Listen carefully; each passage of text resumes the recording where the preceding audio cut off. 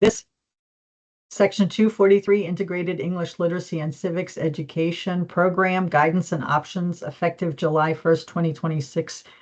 Section will be recorded. No other recording of this is allowed. This includes any kind of AI note-taking. So if you have that, please turn it off. Okay. So, this will go beyond noon. So, just as an FYI. Section 243, when it was originally introduced, Pennsylvania chose to have some pretty strict requirements around it. And over time, we have realized that that has really limited who feels comfortable applying for the funds. It has resulted in grantees who do get the funds feeling kind of limited about options and things like that. So we had an evaluation done. We contracted with Blair Wilson Toso, who talked to a lot of people to get their impression. We did some research with documentation and ideas that were created by a national leadership around options for Section 243, we've talked to Octave, things like that. So we've chosen to make some pretty significant changes in what we require of Section 243. And we wanted to kind of share that. I got okay from Octave. We could share that information generally with you before we open up the competition, just so that you have an idea, so that when the competition does open, you have had a chance to think about it and can decide whether or not you want to apply. You don't have to just wait until the information pops up on the Division of Adult Education Grant Competitions page. So what I want to start with is what the federal requirements are, right? There are things that we have to do. They're in the statute, they're in the regulations. We can't change these things. So I want to start with that just to kind of provide that context. So first of all, Section 463.70 of Federal Code of Regulations, right? Something we have to do. What is the Integrated English Literacy and Civics Education Program? Refers to the use of the funds provided under Section 243 of the Act for education services for English language learners who are adults, including professionals with degrees and credentials in their native countries. It delivers educational services as described in 463.33, which is the definition of integrated English literacy and civics education activities. And the IELCE activities are delivered in combination with integrated education and training activities. And that 463.36 is an explanation of what IET is. Okay, so this is the purpose. This is what is an IELCE program, right? Section 243 program, this is what it is. So what are integrated English literacy and civics education services? What are IELCE services? Not the overall program, but the IELCE component. So they are education services provided to English language learners who are adults, including professionals with degrees or credentials in their native countries, that enable such adults to achieve competency in the English language and acquire the basic and more advanced skills needed to function effectively as parents, workers, and citizens in the United States. And the integrated English literacy and civics education services must include, there are three components: literacy, English language acquisition, and instruction on the rights and responsibilities of citizenship and civic participation. In addition, it may include workforce training. Now that's under the IELCE activity portion. So it may include that, but it must include those three components. And as I go through these requirements, please sit tight. You might see these things and have preconceived notions about what that means. And you just you're like, oh, I don't need to worry about this. But please kind of listen through the whole thing so that you can see the options that will be available. So how does an eligible provider, so this means the agency, the grantee, how does a grantee that receives funds through the IELCE program, in other words, under Section 243, meet the requirements to use funds for integrated English literacy and civics education in combination with integrated education and training activities? So this is what the feds say. You can either co-enroll your IELCE participants in an integrated education and training activity that is provided within the local or the regional workforce development area from sources other than Section 243. So basically, you don't necessarily, the feds are saying you don't have to provide an IET with Section 243 funds. You have to provide access to an IET somehow or another, and that IET could be at another entity provided with other sources, or you could do it with your other funding at your own agency. Or the second option is that you can use funds from the Section 243 grant to provide the IET.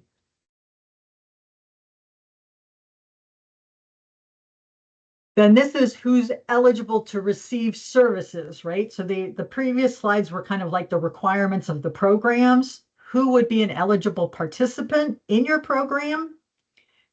Individuals who otherwise meet the definition of eligible individual. That's, the overall WIOA Title II eligibility requirements.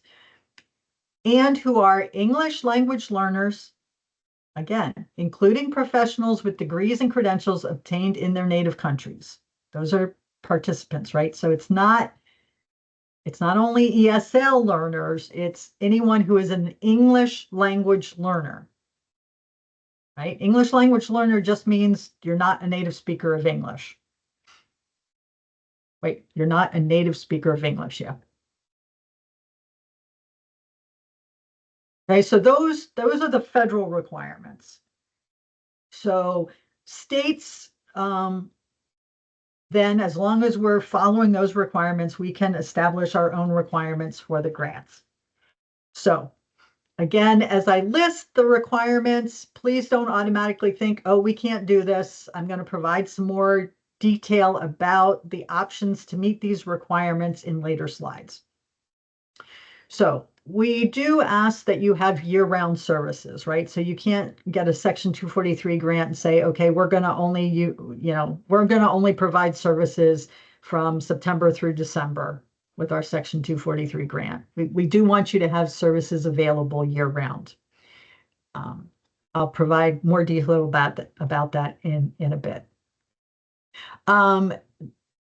The classes that you provide should be leveled and managed enrollment.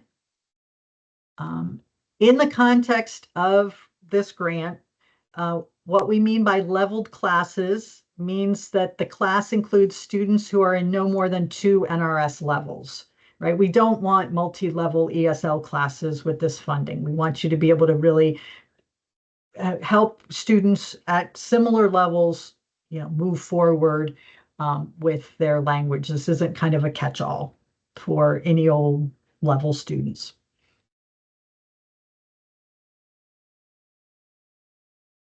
And then, of course, managed enrollment just means that there's a start time and an end time, and you kind of have a cohort of students for those classes. You're not just letting people start and stop throughout the year or anything like that. Okay. So then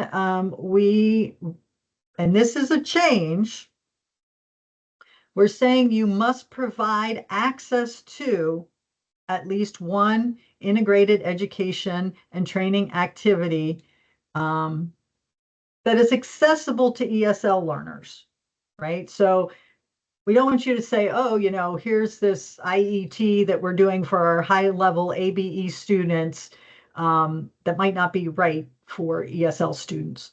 But an IET, you just have to provide access to one per year. And I'll provide more information about what that looks like in another slide. Then, sorry, I'm scrolling through my notes. You do have to provide support services to help students address barriers, as well as transition support services, including educational and career counseling to help students identify education and career goals, develop employability skills, and successfully participate in and complete post-secondary education training and gain employment. That's something, if you're on this webinar and you already have one of our grants, that's something you're doing with your regular grants anyway, right? You already do these services. So we're just saying you need to make sure that those services, I saw that question pop up. Let me get through the slides. I might address those questions. And then you do need to be a partner in the PA Career Link, which you're doing with your regular adult ed grant. So you need to be a partner in the PA Career Link. The statute does say you should integrate with the local workforce system to meet the purposes of the activity. So just working with your workforce partners and the PA Career Link. Those are not new, actually.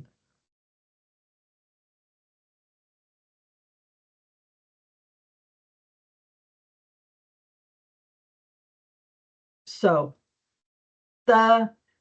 this is the guidance for the IELCE activity. So on the previous slide, we said, you have to have some IELCE services year round. Okay. One thing that you need to do is the 3 components: literacy, English language acquisition, and civics education do need to be provided concurrently and contextually, right? You can't just have civics day and literacy day, right? You just want to, as your teachers are teaching, they're going to kind of include all of those components in overall instruction. Programs may provide instruction at the NRS levels appropriate for their student populations. Programs may offer different levels during the year based on student need. Not all levels need to be available year-round. As stated previously, any classes that you offer should be leveled to include no more than 2 NRS levels. Okay, that's a change. Previously we said you had to have, at least 2 levels of classes year-round. So, programs had to offer, say, level 3, 4, and 4, and 5, 6 year-round.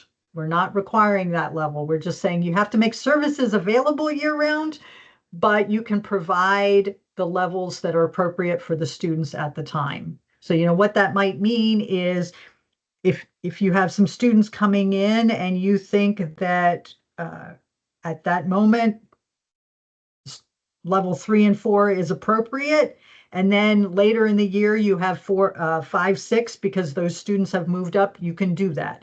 You could start at 5, 6 because that's or you could have a 100% level ESL level 6 class at the beginning of the year because those are the students who have expressed need, right? We're giving you the flexibility to provide the levels at the time of the year that you think is most appropriate for your students. Programs may provide adult basic education for English language learners classes, right? So the students do not have to be at ESL levels. You might have students, remember they kept saying English language learners, but you can have English language learners who have tested out of ESL and are testing at ABE levels. Especially, and they keep stressing, including individuals who are professionals and have degrees and credentials from their native countries, right? So you might have very well-educated English language learners. They might have fairly advanced spoken English, but they need to work on their reading and writing in order to be able to participate in post-secondary education. Or they might be very good at reading and writing, but they really need to work on speaking in more professional situations to help them improve their employment opportunities, right? Those are the type of things. They may not be ESL levels. You can do adult basic education for English language learners. Now, because it is, sorry, I'm scrolling through my notes. So because it is Section 243, an ABE for English language learners class would need to include instruction on the rights and responsibilities of citizenship and civic participation. On a later slide, I'll provide some context around what that actually means. It's much broader than many people think of. So another option for classes under the IELCE activities is programs may provide sector-specific bridge classes for English language learners. Such classes would help English learners prepare for and succeed in integrated education and training activities or other training opportunities in the related sector. So, a bridge to the medical field, a bridge to construction, a bridge to manufacturing, where the class has it doesn't include occupational training, right? It's not an IET. There's not an occupational training portion, but the context that you're using is specific to an occupational sector to help your students prepare to move into that sector. You're not doing the training, but you're giving them a bridge, helping them understand more vocabulary, maybe helping them understand how to prepare for classes in that context area. Again, it would need to include a civics component, which we'll discuss in a little bit more. Okay, so this is where we're making the biggest change to our requirements beginning July 1st, 2026.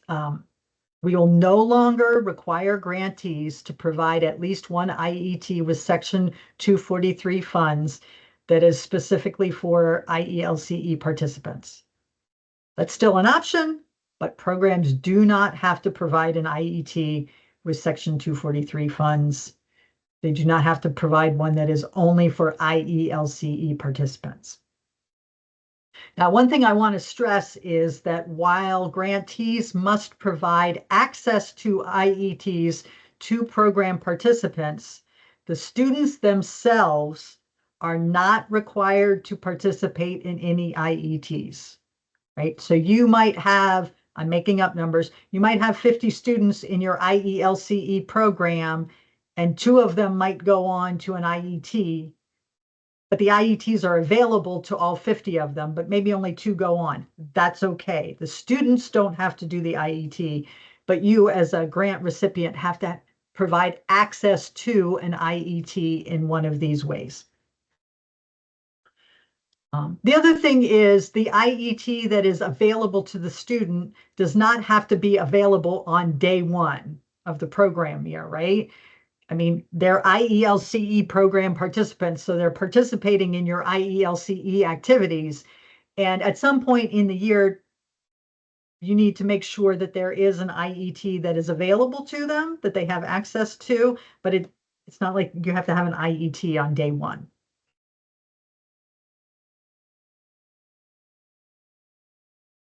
So, I previously read the requirements around the federal requirements around access to an IET. That was on a previously slide.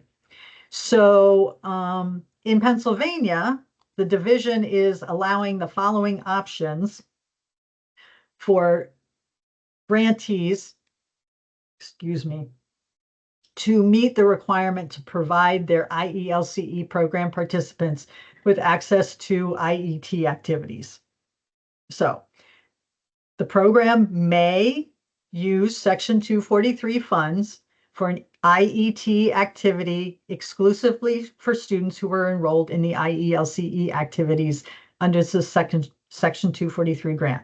So what programs were previously required to do, programs can continue to do. It's still an option. It's just We're definitely not requiring it anymore. So the program may use a combination of Section 243 funds and other funds to support an integrated education and training activity. So in this case, the program would use Section 243 funds to cover the portion of the IET for students who were previously enrolled in the IELCE activities. And then you would use other funding sources to cover costs for other students. So if you had an IET that had 15 students in it and some of them were Section 243 and others were not, they had, others had not participated in the Section 243 IELC activities, you would use other funds to support those students. You could use Section 243 funds to support the students who had been in your IELCE activities.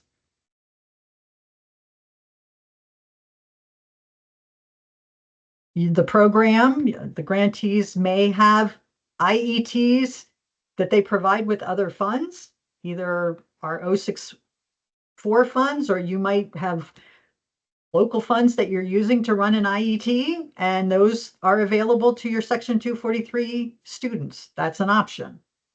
And these are all, you don't have to do all of these, right? These are the various ways you could choose to make an IET accessible, provide access to an IET for your IELCE students. You could refer students to an IET that is offered by other providers. So if you have students who are interested in an IET that is offered by another grantee, that is access to an IET. So that's fine. So you could partner with another agency and say, will, you please come and talk about your IET to our students so that if they want to take advantage of it, that they can. That is providing access to an IET. And the last one, which is new, is we are planning to have kind of a statewide distance Section 243 grant. And that grant will provide IET, at least one IET at a distance. And your students could participate in that IET, and that is providing them access. So as you can see, we've made a real change in the way that grantees can provide access to an IET, right? There are lots of options. A program could choose to use more than one of them. You could focus on just one of them. You could say, we're going to do IELCE activities, but we know this program over here has a really good IET, and we want our students to take advantage of that, and we're going to partner with them. Those are all options. Okay. Then when we talk about civics education, when people hear the phrase instruction in the rights and responsibilities of citizenship and civic participation, they tend to think of a very narrow set of topics that are focused around US history and government. Or they think of citizenship preparation classes.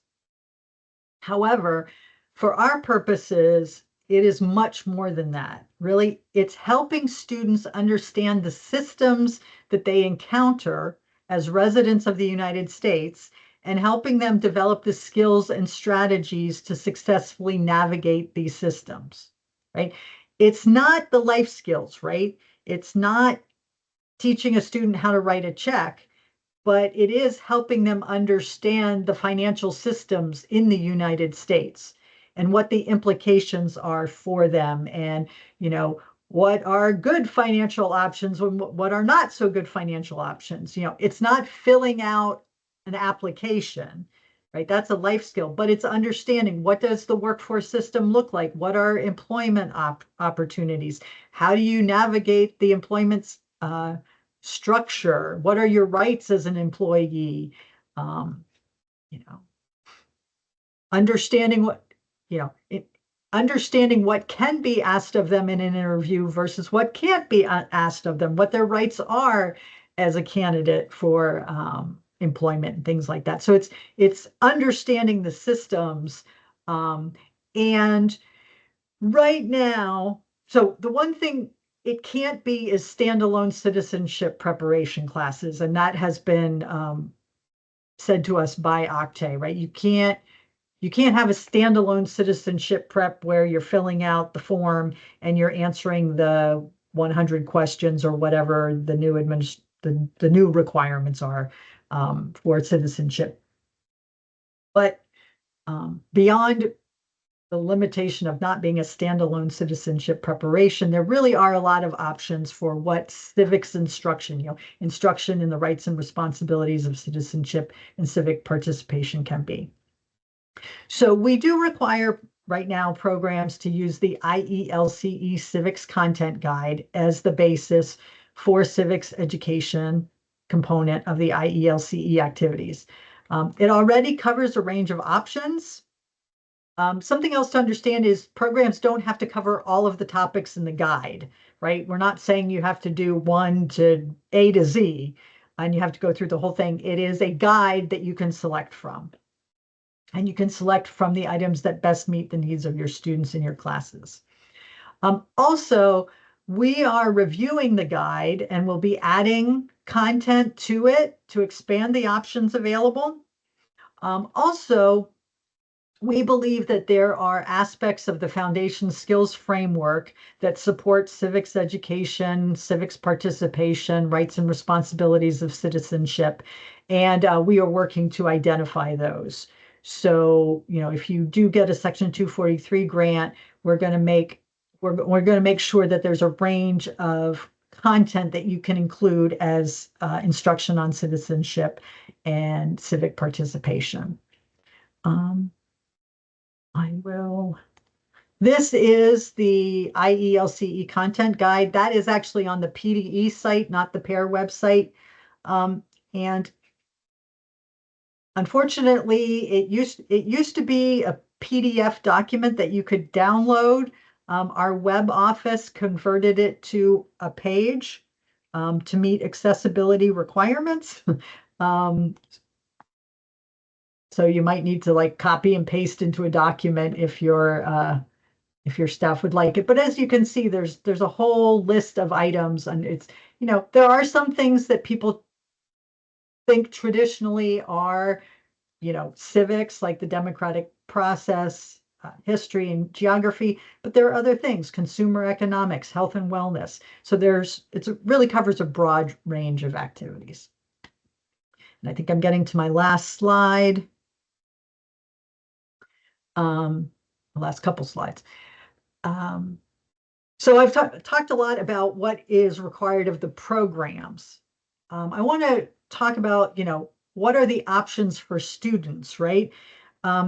When we did this the very first year, we had a really strict requirement saying that a certain number of the students had to complete the IET. We got rid of that after the first round of grants. So that has not been a requirement for a long time. So I do want to kind of stress the students in your IELCE program, you have to provide access to an IET. They do not have to participate. They may, that might be what they want, but there could be plenty of other goals and outcomes that the students in your Section 243 grant have.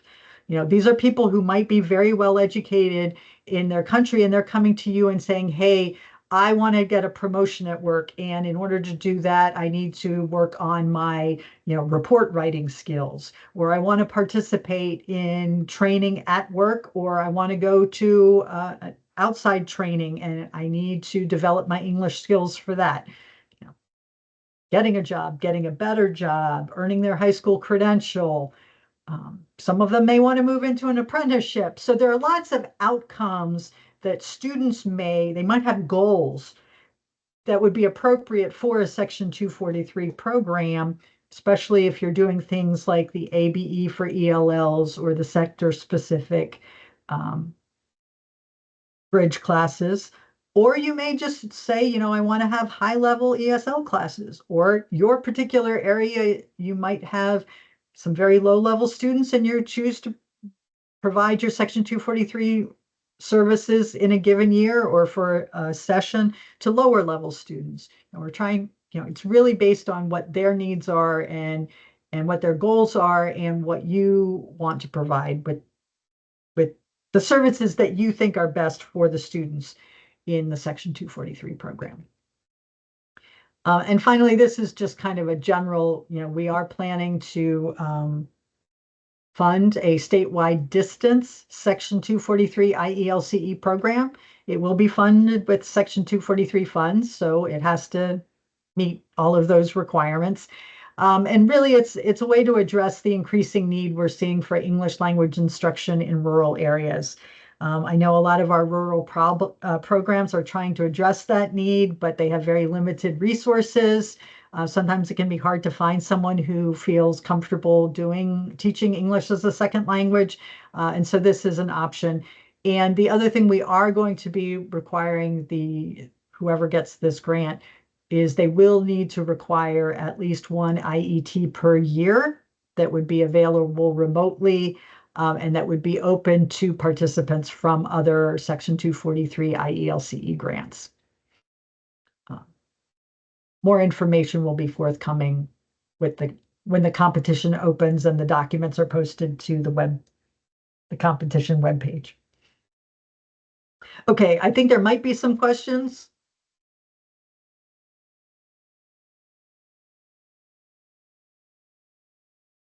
No? It was just the one question you asked to wait until you went through the slides. Does the one IT need to be exclusively for ELLs? And I think you've addressed Right, that. I addressed that, yeah.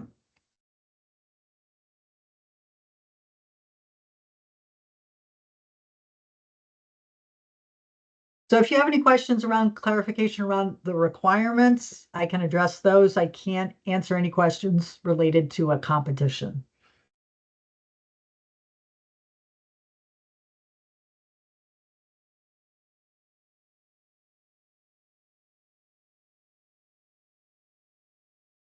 Okay. Well, thank you very much. I hope, those of you who have in the past felt like our requirements around the Section 243 funds kind of hamstrung you and made you choose not to apply for the funds because you just were like, that's more than we can do, or it's not what we need. I hope that given these new requirements, you can kind of begin thinking about what the options might be, and you might consider applying for the funds. I think this is a chance to really provide some targeted, high quality services to the individuals coming to our country with a lot of qualifications who just need a little bit of support to succeed, or some of those who are very low level and need a lot of support there. So thank you all very much for your time. I appreciate that you stayed on later. Have a very good day.